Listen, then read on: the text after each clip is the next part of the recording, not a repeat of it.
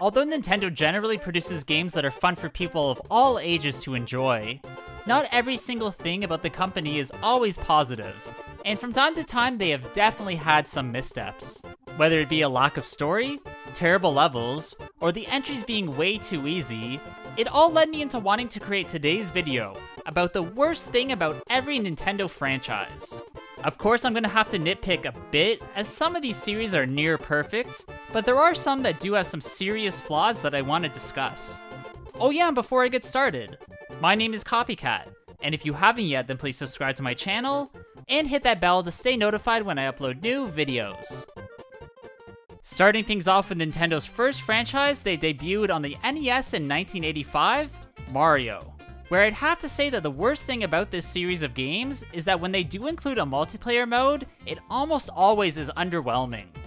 Even though it's a vital focus of games like Super Mario 3D World and the new Super Mario Bros. Console entries, it always felt cumbersome to have 4 separate characters on screen at one time, as it forces players to stay together rather than explore on their own. This reluctance for each player to possess their own split screen has always led to frustrating moments with my friends and I, as it was inevitable that someone would lag behind. The chaos that's caused from this can be fun, but it does greatly diminish the point of co-op play, as it becomes more entertaining to troll your party rather than to help them. More recently in Super Mario Odyssey and in Bowser's Fury, the co-op has involved the second player controlling the game's ancillary characters, like Happy and Bowser Jr., only helping the first player by collecting items and easily defeating enemies. Although this method of co-op works on some levels, especially if you're playing with a person that's new to video games, it does however make your experience incredibly easy, taking any risk away that makes the playthrough more rewarding. To be honest, this is a small problem in a series that's usually directed towards a single player experience. I just find it a bit unfortunate because if a multiplayer was done right, it would be a huge hit. Nintendo's next big franchise in their storied history is the Legend of Zelda series, which quite honestly is near perfect, as it contains some of the most in-depth and intricate entries ever created. However, if I did have to pick one thing about the games to complain about, it's that the titular character is almost never a playable option, barely showing up until she's needed to be saved, or even in some instances, isn't present in the specific game at all. As a kid, I always remember the title confusing me, as I couldn't quite understand why a secondary character would be picked over the main character Link. And in comparison, it would be like calling the Mario series Peach, which of course doesn't make sense. Over the years, I've definitely grown to like and accept the Zelda title, and honestly it is a testament to how good this franchise is, if it isn't my only complaint. I do hope though that Zelda will take a larger role in the franchise eventually, but only time will tell what they'll do in Breath of the Wild 2. The next franchise released in order is Metroid, where die-hard fans will agree with me that the worst thing about the series has to be the fact that there's been such an enormous gap between home console prime entries. If you don't count Metroid Other M, which I don't really, as it was developed by Team Ninja and not Retro Studios, making it feel different. The last Prime game came out in 2007, which was 3 generations of consoles ago. To add even more insult to injury, in June of 2017, Nintendo released a Metroid Prime 4 first look trailer, where they would just announce the game was in development for the Switch. 4 years later in 2021, we're nowhere closer to this game being realized, but at least Retro Studios is back at the helm after Bandai Namco did not impress Nintendo with the version that they created. Up next in this video is the Donkey Kong franchise, which has run into the same problem as Metroid, where it badly needs a new 3D entry to revitalize the series. The last true one of these was the Donkey Kong 64 game for the N64, that somewhat copied the formula of Super Mario 64 and Banjo-Kazooie, where you need to solve puzzles so that you can collect certain items to open doors to the next area.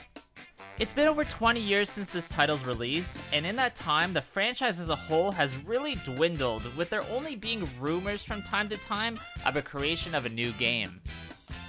The next franchise we're going to look at in this video is the turn-based style Fire Emblem series.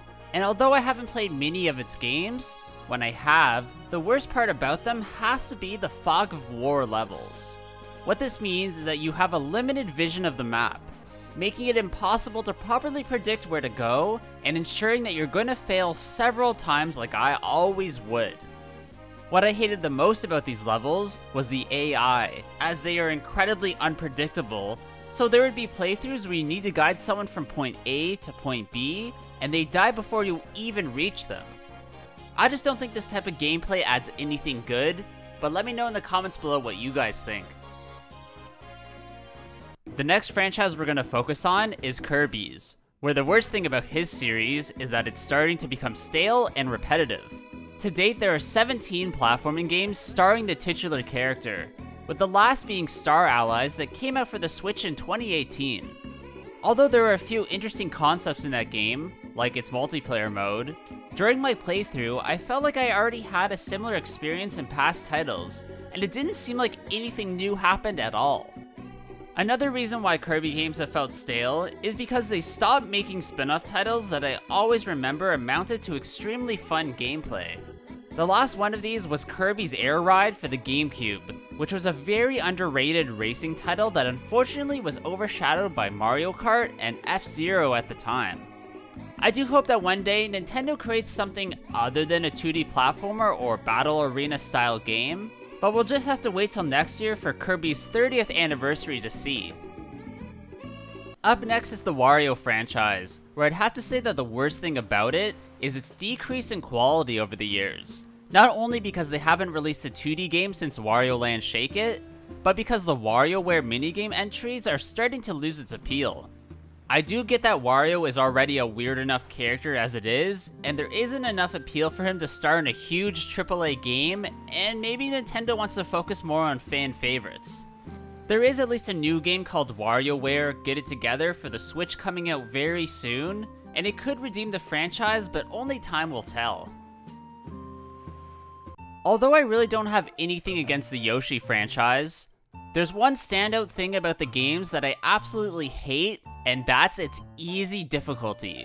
Other than Super Mario World 2, Yoshi's Island for the SNES, I feel like I haven't had any trouble with any of the titles since that entry, where it almost seems like Nintendo is intentionally producing them for kids as a stepping stone to other franchises. As a fan of increased difficulty in video games, I would like to see an entry more like the old Yoshi Island titles, but if Crafted World is any indication, then I don't think that will ever happen. One of the most disappointing franchises that you're going to see in this video is the Rail Shoot 'em Up Star Fox series, as the most recent entries have fallen so flat that it almost needs a complete reimagining. The last one to be released was Star Fox Zero for the failed Wii U console, which when it came out was met with heavy criticism as it oddly separated the flying and shooting and put them on separate screens, which led to incredibly awkward moments that just didn't feel natural. Star Fox entries as a whole have just gotten a lot worse since its earlier days, and I hope that it can return to its glory if they decide to make another one.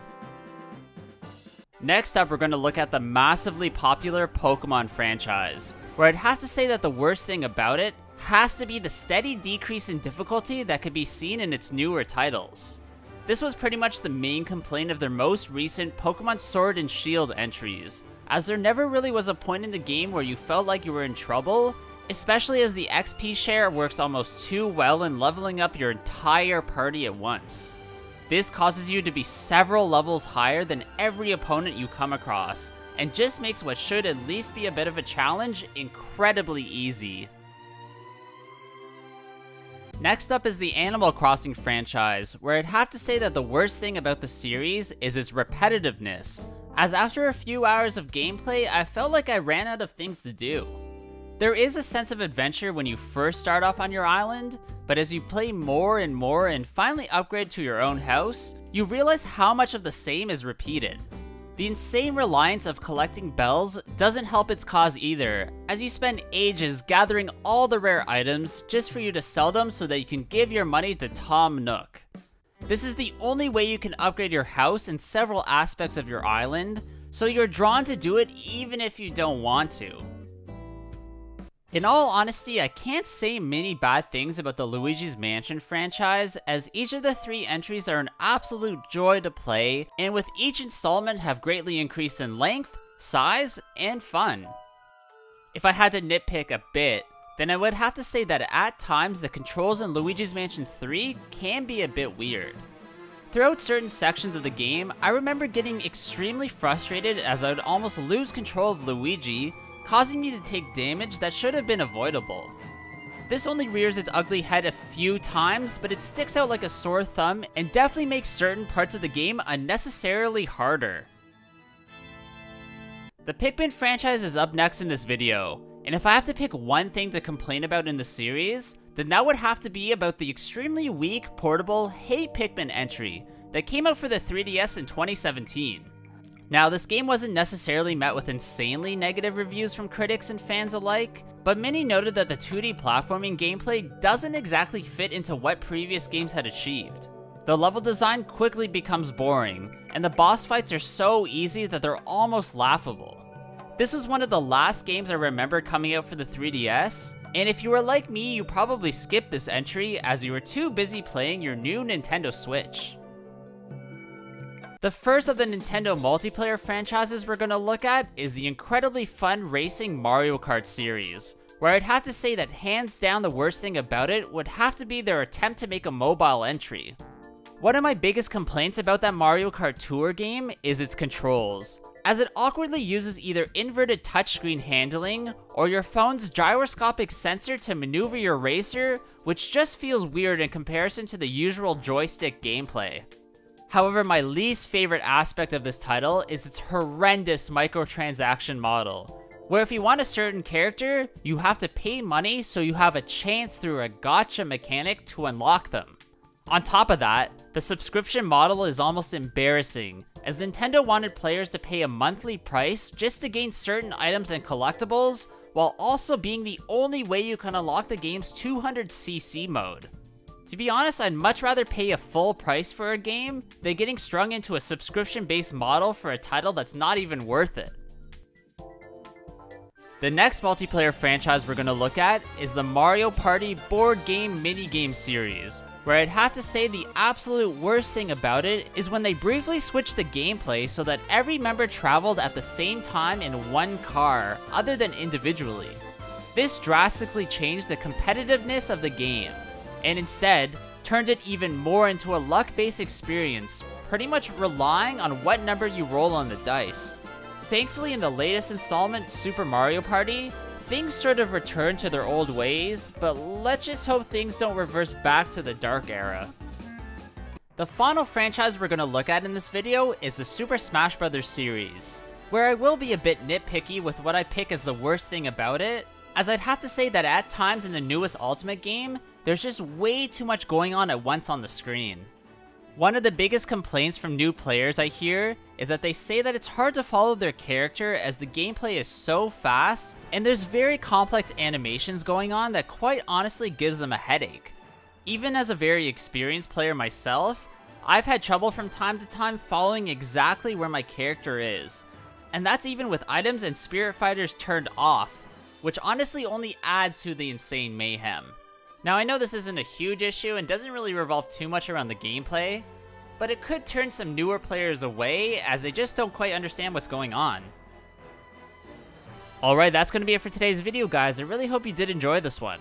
If you did, please leave a like, comment below what you thought about it, and of course subscribe to my channel.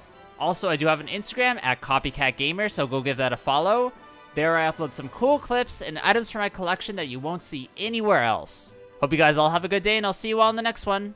Bye.